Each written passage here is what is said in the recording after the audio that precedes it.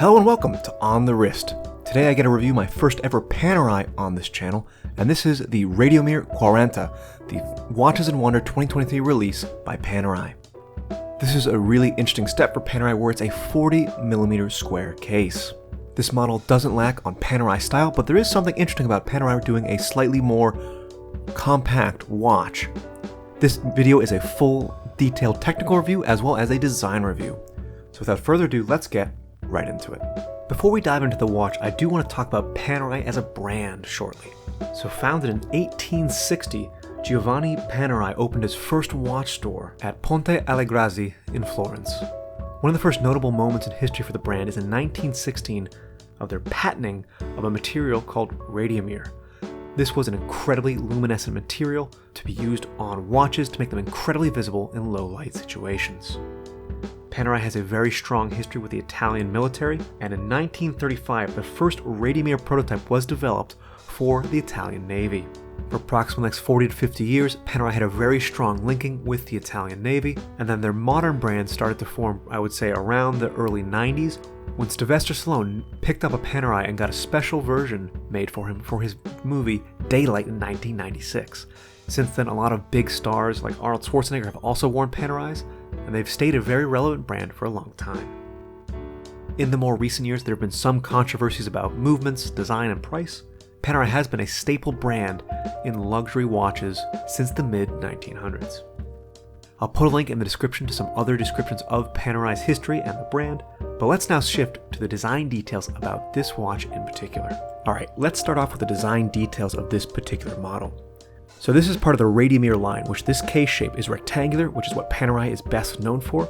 But with the Radiomir, it has these soft curved edges on the side, so it has almost a little bit of a circular appearance, but it's still distinctly rectangular, and there's no large crown guard like in the Submersible or the Luminar series.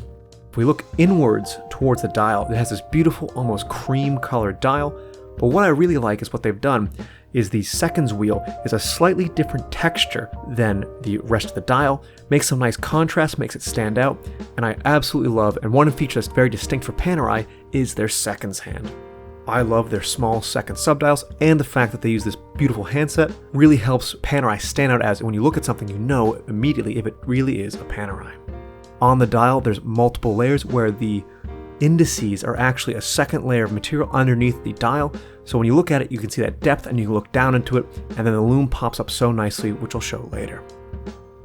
On this model in particular, I like the symmetry of having the small seconds hand at the 9 o'clock position and the date wheel at the 3 o'clock. Nicely balances out the face, and with this color combination, a very refined looking watch, but still packs a ton of Panerai style.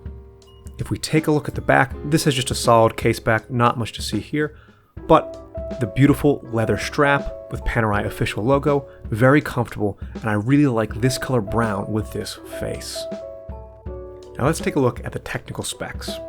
So I'll pull up the technical specs on the left. So of course, as I mentioned, the case size is 40mm square, and the thickness is a super sleek 10.15mm thick, perfect for a dress watch. The movement is the caliber P.900 with a 3-day power reserve.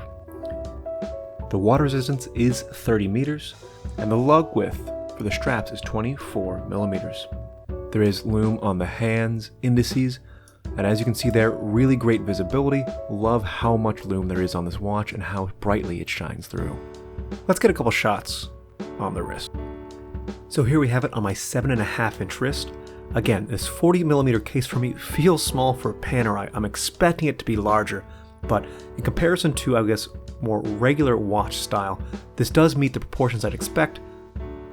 The handlebar lugs turn down nicely with the strap, so it fits very nicely on my 7.5-inch wrist. Light catches this so beautifully, and I really enjoy that shade on the handset compared to the dial. Very easy legibility, and that classic Panerai second hand stands out so beautifully. Again, the only thing that isn't what I'd expect is just how compact this one is compared to a regular 45+mm Panerai. So I'm here today once again at Royal Jewelers in Andover, Massachusetts. Royal Jewelers is where I purchased my Tudor Black Bay and Oris Big Crown, and they've been kind enough to let me film using one of their watches. I highly recommend you check them out if you're in the Massachusetts area. Link to their website in the description. This watch is powered by the caliber P.900. So this is an in-house movement for the Richemont Group, which owns Panerai, Cartier, and several other brands. And what I mean by that is Richemont Group developed this movement and Panerai is using it. This is common for some of the larger conglomerates. So the movement is proprietary to Richemont Group, however, is modified for each brand like Panerai. Now let's talk MSRP. MSRP of this watch is $6,000 US as of July 2023. This is one of Panerai's more entry-level models with respect to price, with most Panerais hovering between the $8,000 and $10,000 range. At that $6,000 price point, this is absolutely a luxury watch from a luxury brand. So because of that, really what you're buying is, you are buying a solid movement, great visual design, but you're really buying the brand and you have to love the Panerai look. Panerai style is incredibly distinct and I am a huge fan of how they design their watches, the look of the second hand, the look of the case shape. To determine whether or not this watch is for you, you have to absolutely love the look and be interested in Panerai as a brand. I would say one major point for Panerai is that arguably they're one of the most recognizable case shapes for watch enthusiasts. As I've been traveling for work, Panerais stand out the most from their very notable shape, large size, and they're just so recognizable across the room. One major selling point of Panerai is that brand recognition. People who are in the know about watches will be able to identify Panerai from across the room, and that's not something that most brands can say because Panerai has such a unique and consistent case shape. My only major critique about this watch would be the water resistance rating.